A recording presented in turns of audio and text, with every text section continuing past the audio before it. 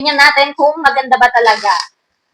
Ayan. Uy, mukhang makapal, mukhang maganda. Check natin kung maganda ba talaga itong tissue ni Monafi.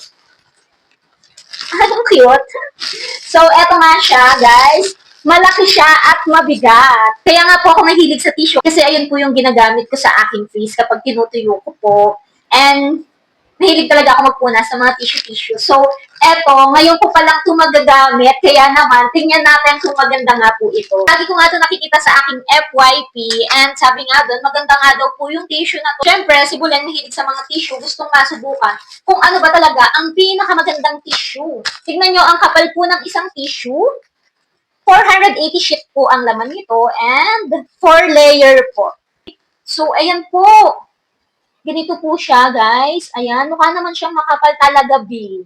Tamang-tama, pawisin yung ilong ko. Try natin. Ay, maganda nga ho sa face. Wala din siyang amoy. Wala ho kayong maaamoy na scent na mabaho or mabango.